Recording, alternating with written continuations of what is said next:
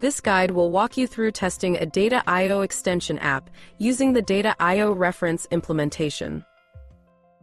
Note that all values, email addresses, keys, secrets, tokens, and other personal information you might see are for demo purposes only and have been deleted or revoked.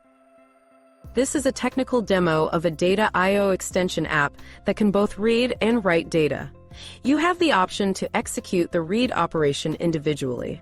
At this point, you have downloaded, configured, and installed the Data I/O reference implementation in the developer console. You have also created a Maestro workflow for a Data I/O extension app. You can find the GitHub project files for this demo at the link in this video's description. Follow the setup instructions in the README file to set up and run your app.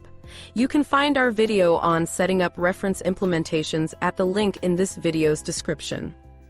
To start testing your app, select the Testing tab on the left side of the navigation bar of the developer console. On the row displaying your connections, select the Run Test button for the OAuth connection type.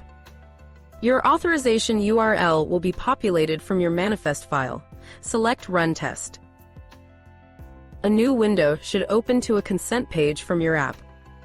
Give consent by selecting Click Me to consent.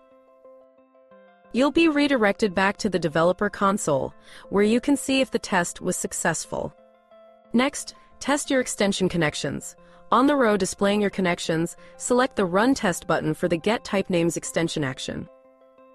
The Get Type Names test doesn't require an input, as the action calls the external system of record to retrieve the names of the supported types. You'll see the results of the test underneath the response. Next, run the Create Record test. Select Run Test. The input box will be automatically populated with sample data. Select Run Test. If the test is successful, the response will contain the record ID of the created record. Test the Search Records test next. Select Run Test. We'll need to construct an input query based on our mock data. The GitHub repository's README file contains detailed information on how to construct a query. The README file also contains a sample query that you can copy and paste into the input box of the connection test. Paste the sample query into the input box and select Run Test. If the record is found, it will be returned in the response body. Next, run the Patch Record test. Select Run Test. The Patch Records test also requires a custom query. Navigate back to the README file, find the Patch Records section, and copy the sample query from the file. Paste the sample query into the test input box and select Run Test. If the test is successful, the response body will contain success, true. Now run the Get Type Definitions test. Select Run Test. The input box will be pre-populated with a mock input. Select Run Test. Check if the test was successful.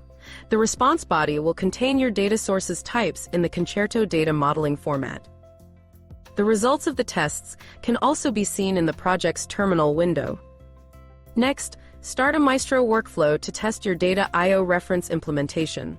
To start your workflow, navigate to the Agreements tab of the DocuSign eSignature UI and select Maestro Workflows in the left navigation bar.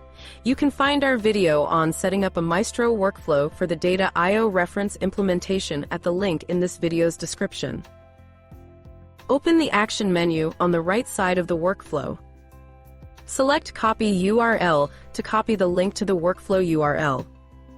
Paste the link into your browser to trigger the workflow process. Select Start to fill out the web form. Fill out the fields in the web form and select Next. Select Submit to finalize your web form response. You should see a confirmation screen once you've completed the web form. You can check if the workflow was successful by checking the progress of the workflow instance. You can also check the project's terminal window to see if the extension actions were triggered successfully. Finally, your objects.json file should show the updates you made in the web form. This concludes the demo on testing a Data I/O extension app. Feel free to reach out for any development support in the developer community. Thanks for watching.